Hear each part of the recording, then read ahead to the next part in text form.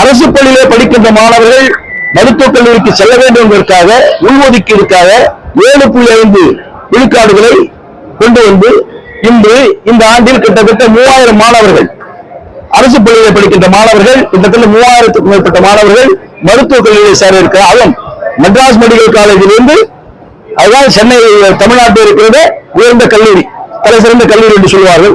அந்த கல்லூரியிலேயே இந்த 7.5 விழுக்காடுக்குரிய மாணவியோ அங்கு சேரக்கூடிய ஒரு நிலையை உருவாக்கி கொடுத்தவர் எங்களுடைய எடப்பாடியார். இந்த 4 ஆண்டு காலத்தில் இவர்கள் என்ன செய்திருக்கிறார்கள்?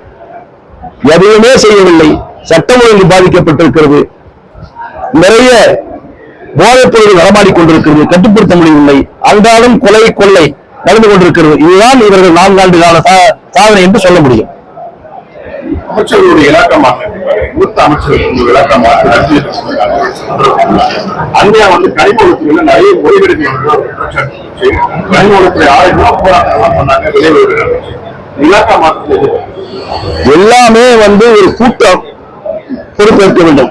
அனைத்திற்கும் முதலமைச்சர் தான் பொறுப்பேற்க வேண்டும். யாரிடத்தில் எந்த துறை கொடுத்தாலும் இறுதியாக அந்த துறையில் குறைகளோ குற்றங்களோ நடந்தால் உடனடியாக கூப்பிட்டு கண்டிப்பதற்கும் நடவடிக்கை எடுப்பதற்கும் முதலமைச்சருக்கு எல்லா விதமான அதிகாரம் இருக்கிறது. காலம் கடந்து தவறு செய்தவர்களை தண்டிக்கவும் கூடாது. அதே நேரத்தில் நாம் யோகியன் போல் காட்டிக்கொள்ள வேண்டும் என்பதற்காகத்தான் இது போன்ற இலாக்காக்களை மாட்டிக் கொண்டிருக்கிறார்கள். யாரிடத்தில் எந்த இலாக்கா சென்றாலும் செய்கின்ற தவறுகள் செய்து கொண்டேதான் இருப்பார்கள். அவர்களுடைய அரசியலுடைய பின்புலமே தவறு செய்வதுதான் அவர்கள். ஏன் என்று சொன்னால் அவருடைய தந்தை மறைந்த முன்னாள் முதலமைச்சர் அவர்கள் இவர்களுக்கு நல்ல பாடத்தை கற்றுக் கொடுத்திருக்கிறார்கள். அந்த பாடம் வழியாக மறு செய்து கொண்டிருக்கிறார்.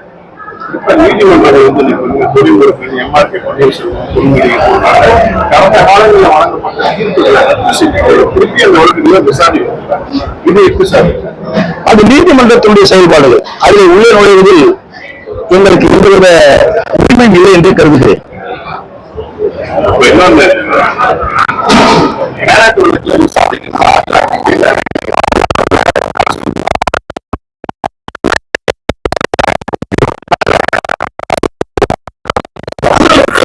ஒரு முன்னாள் ஆட்சித் தலைவர், ஒரு நேர்மையான ஆட்சித் தலைவர், அவர் ஒரு நீதிமன்றத்துக்கு செல்லுவதற்கே பயந்து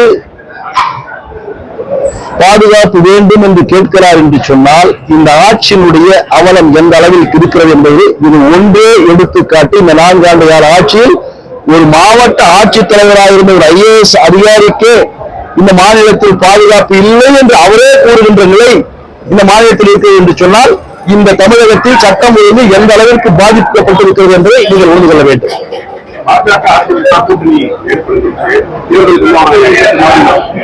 அடுத்த கட்டமா பிற கட்சிகள்ல ஏற்கனவே எங்களுடைய பொதுச் செயலாளர் ஊடகங்கள் இந்த நண்பர்களுக்கெல்லாம் கூறியிருக்கிறார். பொறுத்திருங்கள், சரியான நேரத்தில் சரியான முடிவெடுத்து சரியான கூட்டணியை நாங்கள் அறிவிக்கிறோம் என்று என்னுடைய பொதுச் செயலாளர் சொல்லியிருக்கிறார். அவர் சொன்ன கருத்தை உங்களுக்கு நான் தெரிவித்துக் கொள்கிறேன். அதிகாரி என்னை வந்து வெளியில வாங்க அப்படின்னு சொல்லி அடிக்கிறாரு. ஆனா கூட்டணி விட்டு வெளியே வரலாம் எங்களுக்கு வந்து பல்வேறு இடத்துல வாய்ப்பு வந்து நிறைய இருக்கு. ஆனா தூக்கி தான் முக்கியம். அப்படி என்றால் திரு திருமாவளவன் அவர்கள் திமுகவுடைய கொள்கையோடு முழுமையாக ஒத்துப்போகிறாரா என்ற வினாவை நான் வைக்கிறேன்.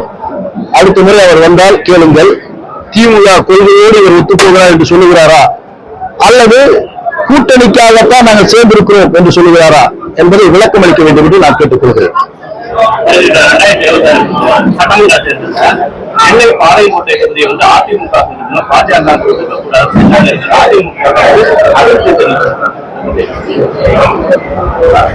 இது ஒவ்வொரு தொகுதியிலேயும் தன்னுடைய கட்சி வெற்றி பெற வேண்டும் என்று இயற்கையாக இருக்கின்ற ஒரு ஆசை. அதன் அடிப்படையில் இங்கே கூட 6 தொகுதி இருக்கு. 6 தொகுதியிலும் நாங்கள் இருக்க வேண்டும் என்பதுதான் என்னுடைய ஆசை. ஆனால் கூட்டணி தர்மம் அப்படி அல்ல.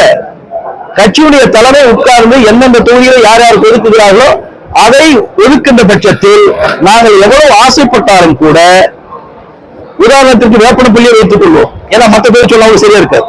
வேப்பனப்பள்ளி தொகுதியை கூட்டணிக்கு ஒதுக்கிறார் என்று சொல்வோம், வைத்துக் கொள்ளலாம். நாங்கள் பெரும்பான்மையாக அந்த கூட்டணிக்கு ஒதுக்கிவிட்டு அவர்களோடு இணைந்து செயலாற்ற வேண்டும். அவ்வளவு பக்குவப்பட்ட தொண்டர்களும் தலைவர்களும் உள்ள இயக்கம் அனைத்து இந்திய அண்ணா திராவிட முன்னேற்ற கழகம். பிளே ஸ்டோர் மற்றும் ஆப் ஸ்டோரில் இருந்து பாலிமர் செயலியை QR கோடு மூலம் பதிவிறக்கம் செய்யுங்கள். செய்திகளை உடனுக்குடன் பெறுங்கள்.